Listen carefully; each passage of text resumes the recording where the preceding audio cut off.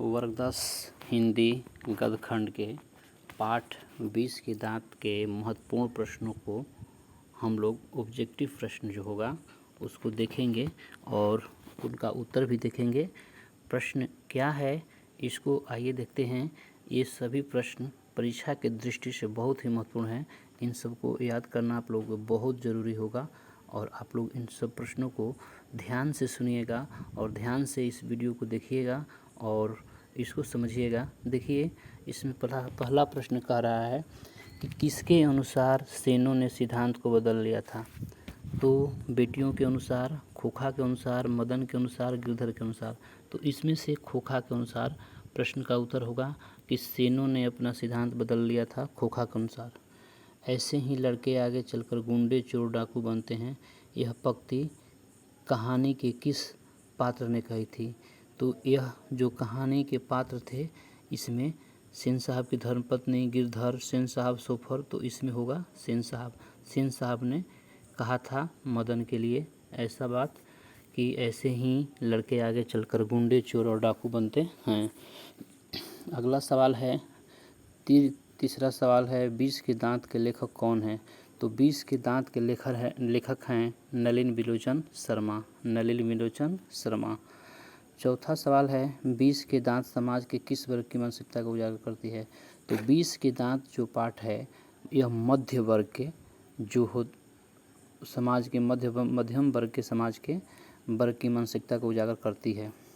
20 के दांत कैसी कहानी है। तो 20 के दांत एक मनोवैज्ञानिक कहानी है, ठीक है।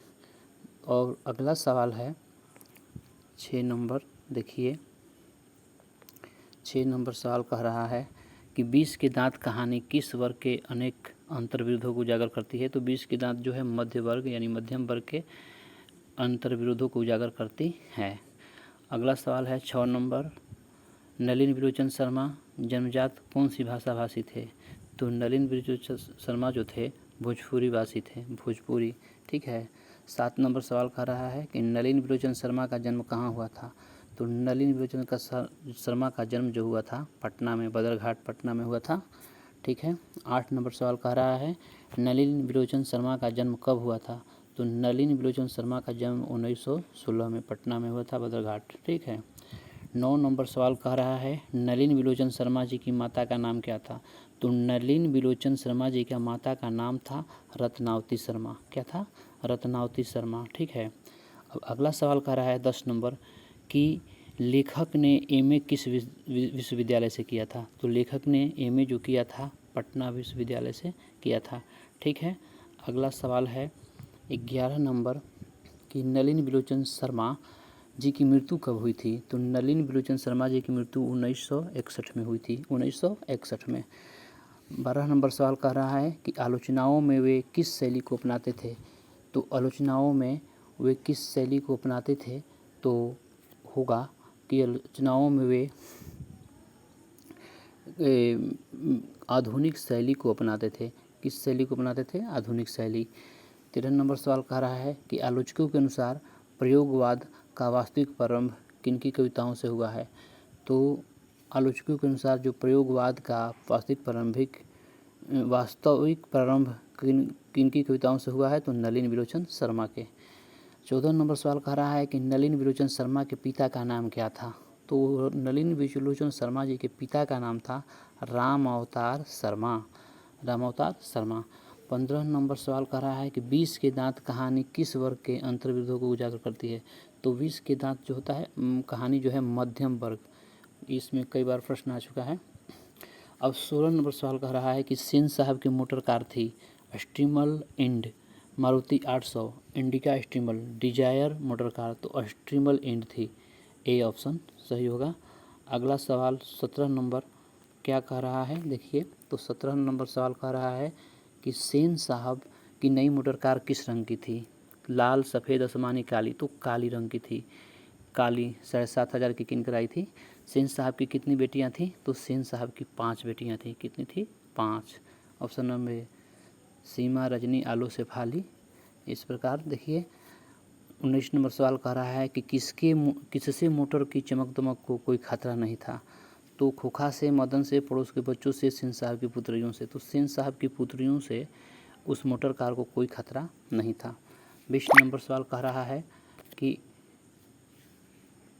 सेन साहब की पुत्रियों में से एक थी आरती, भारती, गायत्री, बंटी। तो देखिए एक थी आरती, इसमें से ऑप्शन में से आरती थी। सेन साहब खोखा को क्या बनाना चाहते थे?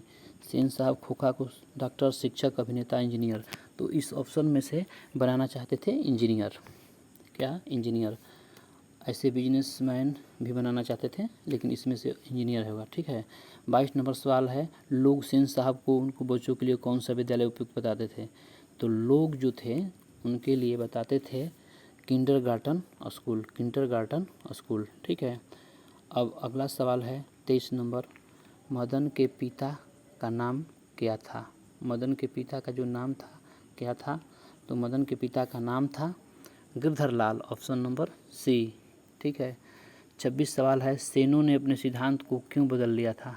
समय की मांग के अनुसार, अपने पुत्रियों के स्वभाव के अनुसार, खोखा के दुर्लित स्वभाव के अनुसार। ऑप्शन नंबर सी होगा आंसर। दुर्लित का शब्दार्थ क्या होता है? दुर्लित क्या होता है? लाड़ प्यार में बिगड़ा हुआ, लाड़ प्यार में बिगड़ा हुआ। 26 नंबर सवाल कह रहा है, सेन साहब अपने पुत्र को क्या बनाना चाहते थे? तो सेन साहब जो थे अपने पुत्र को बिजनेसमैन या इंजीनियर बनाना चाहते थे। 27 नंबर सवाल कह रहा है, नलिन विलोचन शर्मा के स्कूल की पढ़ाई कहाँ हुई? तो नलिन विलोचन शर्मा के स्कूल की पढ़ाई पटना कॉलेजिएट में हुई थी। 28 नंबर सवाल कह रहा है, मदन ने कासू के कितने दांत तोड़ डाले? तो मदन ने कासू के 2 दांत तोड़ डाले, 2 दांत तोड़ डाले। अगला सवाल है 29 नंबर। 29 नंबर सवाल क्या कह रहा है? देखिए, तो 29 नंबर कह रहा है 28 नंबर देखिए, खोखा किसको कहते हैं? किसु को, कुसु को, कासु को, कंसु को। तो कासु को खोखा कहा जाता था, कासु को खोखा कहते हैं। ठीक है।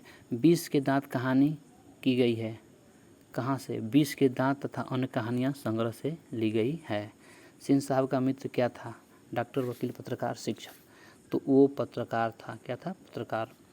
31, गिरधर लाल किस वर्ग का प्रतिनिधित्व करता है? गिरधर लाल जो है एकदम निम्न मध्य वर्ग का प्रतिनिधित्व करता है।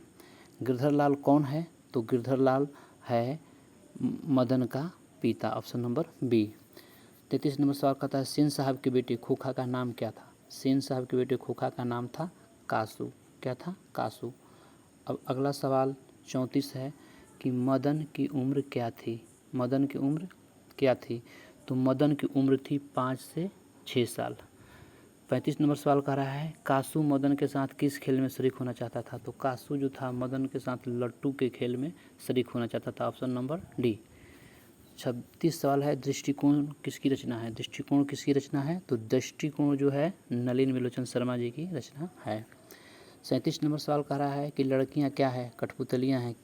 किसे इस बात पर गर्व है? ये माता पिता को गर्व है कि लड़कियां कठपुतलियां हैं।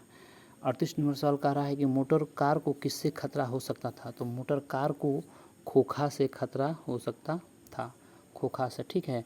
39 नंबर सवाल कह रहा है कि सेन साहब ने किसे कब फटकार लगाई? सेन साहब ने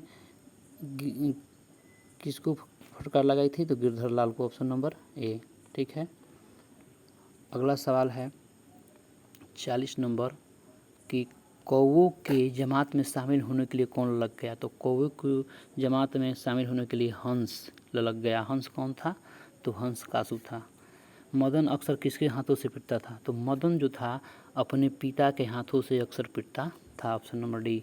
42 नंबर सवाल कह रहा है, खोखा को ट्रेनिंग देने के लिए घर कौन आता था? तो खोखा को ट्रेनिंग देने के लिए घर पर बढ़ई आता था, बढ़ई, ऑप्शन नंबर डी। 43 नंबर सवाल है, सेन दंपति को खोखा क्या बनाना चाहते थे? तो डॉक्टर, इंजीनियर, अध्यापक, पुलिस। तो ऑप्शन में से इंजीनियर बनाना चाहते थे, ऑप्शन नंबर बी।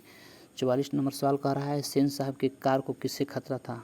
तो खोखा से। किससे था? खोखा से, ऑप्शन नंबर डी। खोख लिखा है इसमें, खोखा से था। 45 नंबर सवाल, मदन किससे उलझ रहा था? मदन जो था सोफर से उलझ रहा था, सोफर एंड ड्राइवर से उलझ रहा था। ठीक है। अब अगला सवाल है 46 नंबर कि मदन के पिता का नाम क्या था? मदन के पिता का नाम था गिरधर लाल, ऑप्शन नंबर डी। इस प्रकार से 46 प्रश्न इसको का जवाब दिए हम लोग। तो इस प्रकार से आप लोग इस को अच्छे तरीके से याद कीजिएगा और वीडियो बढ़िया से देखिएगा ध्यान से। और अगर पसंद आए तो इसको लाइक और सब्सक्राइब जरूर कीजिएगा। बहुत बहुत धन्यवाद।